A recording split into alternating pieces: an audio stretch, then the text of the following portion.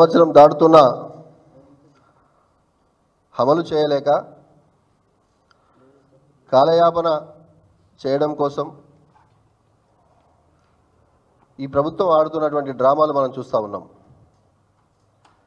గతంలో ప్రభుత్వం ఏర్పడగానే తెలంగాణలో ప్రజా పాలన పేరుతో ఏర్పడి ప్రతి గ్రామంలో, బస్తీల్లో, పట్టణాల్లో అందరి దగ్గర నుంచి అప్లికేషన్ తీసుకోవడం మనం చూసినాం. తీసుకున్నటువంటి అప్లికేషన్లు చాలా మాధ్యమాలు చూసినాం. మనం రోడ్లపైన పడినటువంటి దృశ్యాలు కూడా చూసినాం.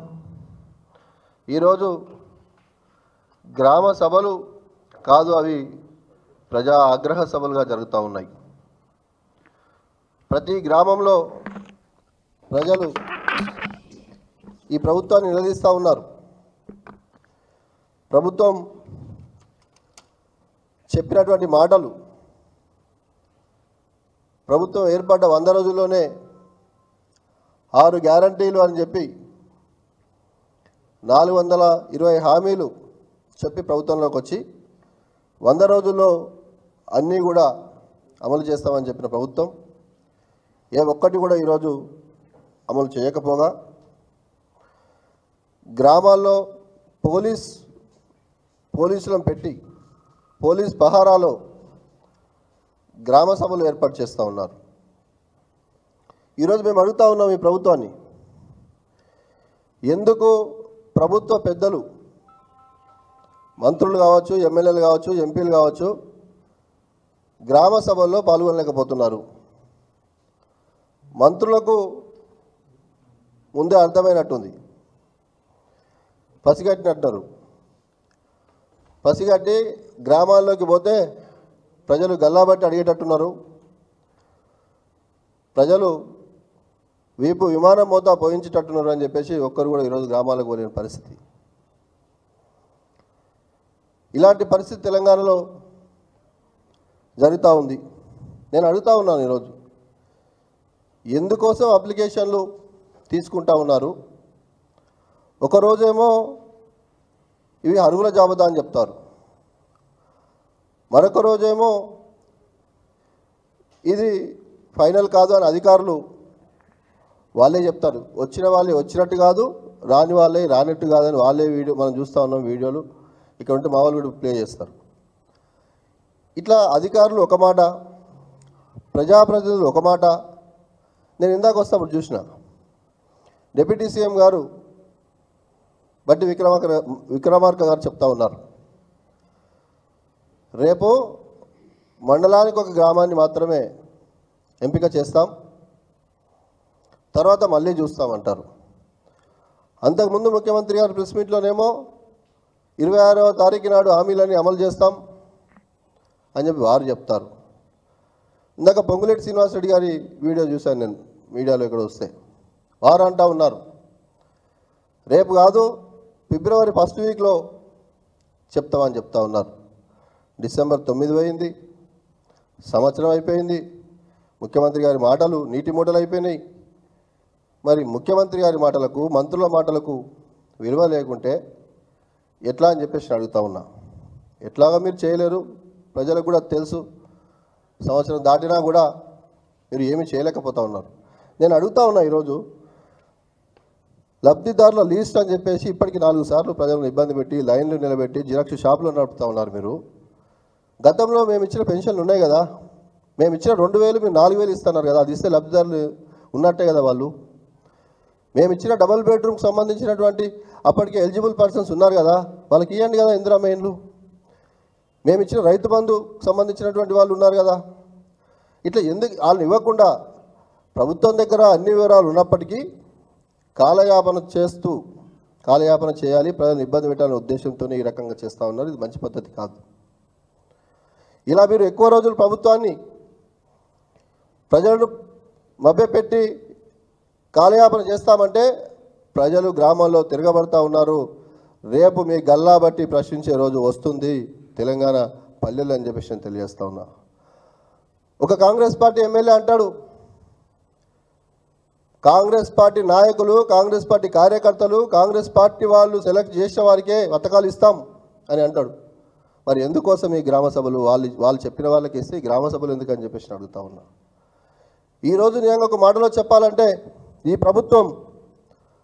ప్రభుత్వ అధికారులను ఇబ్బంది పెడతా ఉంది ఒక రకంగా, ఇంకో రకంగా ప్రజల్ని ఇబ్బంది పెడతా ఉంది.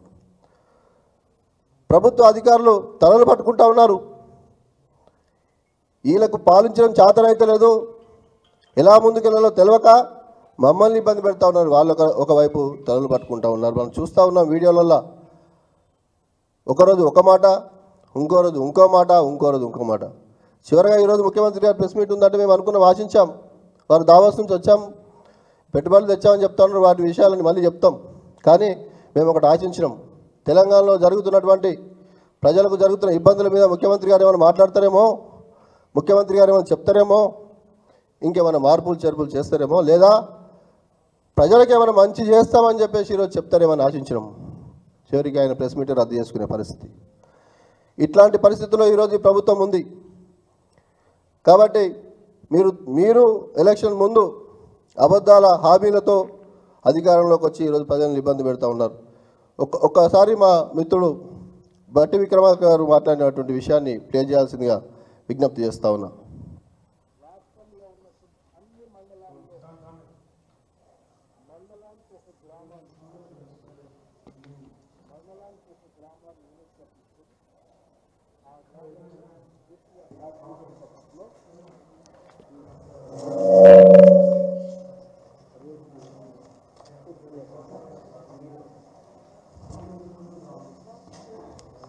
ఏమైనా వస్తలేదా?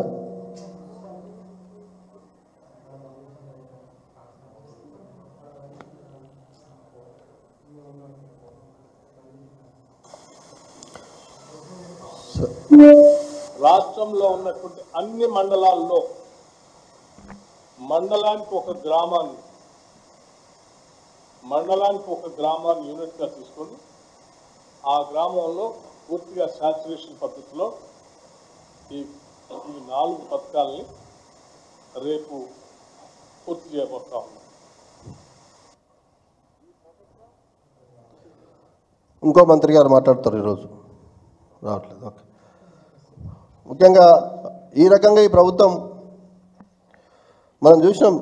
33 జిల్లాలో 612 మండలాలు, 12,000 గ్రామ పంచాయతీలు ఉన్నాయి. పట్టణాలు కాకుండా గ్రామ పంచాయతీకి సంబంధించి 12,000 గ్రామ పంచాయతీలు ఉంటే వారు రేపు మాత్రం 600 గ్రామాలు మాత్రమే ఎంపిక చేసి అక్కడ లబ్ధిదారులకు పథకాలు ఇస్తామని చెప్తా ఉన్నారు. మరి మీరు ఇచ్చిన హామీ డిసెంబర్ 9, మళ్ళీ డిసెంబర్ 9 పోయింది, 26వ తారీఖు పోతా ఉంది. అసలు మీరు ఇస్తారా ఇవ్వరా? ఇవ్వకపోతే మేము అబద్ధాలు చెప్పాము, మాకు చేతనవుతలేదు అని చెప్పి ముక్కు నేలకు రాసి తెలంగాణ సమాజానికి క్షమాపణ కోరాలని చెప్పేసి నేను ఈ ప్రభుత్వాన్ని డిమాండ్ చేస్తూ ఉన్నా. మీరు మాట్లాడుతూ ఉంటారు కదా ఏం చేసారు గత ప్రభుత్వం అని. వీళ్ళ కథలు ఎట్లా ఉంటాయంటే సెక్రటరీలో కూర్చుంటారు, బ్రహ్మాండంగా ఎంజాయ్ చేస్తూ అక్కడ కూర్చొని కేసీఆర్ గారు ఏం చేసారు అంటారు. సెక్రటరీ ఎవరు కట్టారు? కేసీఆర్ గారు కదా. మన పార్టీ ఆఫీస్ పక్కనే ఉన్నటువంటి పోలీస్ టవర్లో కూర్చున్నారు ముఖ్యమంత్రి గారు. కేసీఆర్ ఏం చేసిరు అంటారు. అది కట్టింది కేసీఆర్ గారే కదా. మూసి సుందరీకరణ చేస్తాం, మరి కాళేశ్వరం నీళ్ళు తెచ్చి అంటారు. మళ్ళీ కేసీఆర్ గారు ఏం చేసిరు అంటారు. కేసీఆర్ గారు కాళేశ్వరం కట్టి 1,00,000 ఎకరాలకు నీళ్ళు ఇచ్చి ఆ నీళ్ళనే మీరు తీసుకొచ్చి మళ్ళీ మూసి సుందరీకరణ చేస్తామంటున్నారు. మీరు చేసింది ఏందో చెప్పండి ఫస్ట్. ఈ సంవత్సరం కాలంగా తెలంగాణ సమాజానికి ఒక ఉచిత బస్సు హామీ తప్ప మీరు ఏం చేసిరో చెప్పాల్సిందిగా మేము డిమాండ్ చేస్తూ ఉన్నాం. ఈరోజు మనం గ్రామాల్లో చూస్తూ ఉన్నాం, మన మీడియాలో చూస్తూ ఉన్నాం.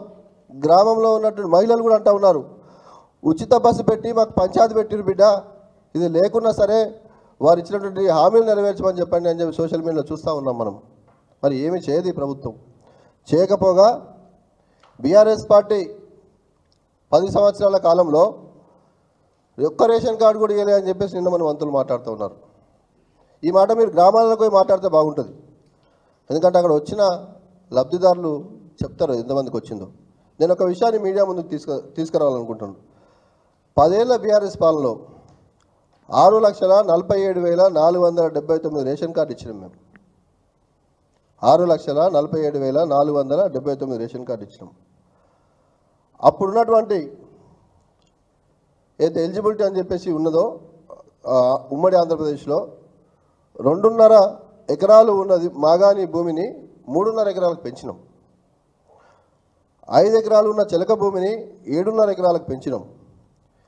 కేసీఆర్ గారు మానవతా దృక్పథంతో ఆలోచించి నిరుపేదలకు రేషన్ కార్డులు రావాలనే ఆలోచనతో ఆదాయ పరిమితిని పెంచారు. మీకు దమ్ముంటేగా పని చేయండి, మీకు చేతనైతే. ఎందుకంటే 10 ఏళ్లకు ఇప్పటికీ శాలరీస్ పెరిగినాయి, చాలా మారినాయి, మార్కెట్లో రేట్లు పెరిగినాయి. మీ దమ్ముంటే అది పెంచండి ఫస్ట్. అది చేత కాదు, ఇవ్వలేక ఇవన్నీ డ్రామాలు చేస్తూ ఉన్నారు.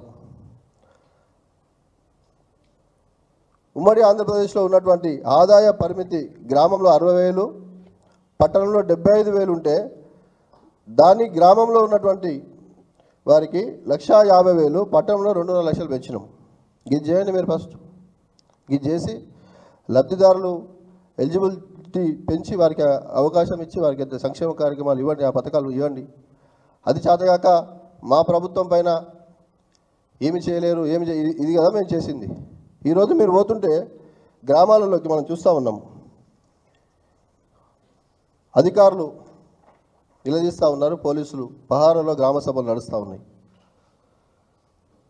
ఎందుకోసం మంత్రులు పోతలేరని చెప్పేసి అడుగుతా ఉన్నా. ఎందుకోసం ఎమ్మెల్యేలు పోతలేరు? ఈ రకంగా గ్రామాల్లో మహిళలు కానీ పెద్దవాళ్ళు కానీ పేద వర్గాలు అందరూ కూడా వారికి ఇంకా మీరు మేలు చేయడం కాక నష్టం చేస్తూ ఉన్నారు. వారి సమయాన్ని వృధా చేస్తూ ఉన్నారు, వారి పని గంటలను ఖరాబ్ చేస్తూ ఉన్నారు.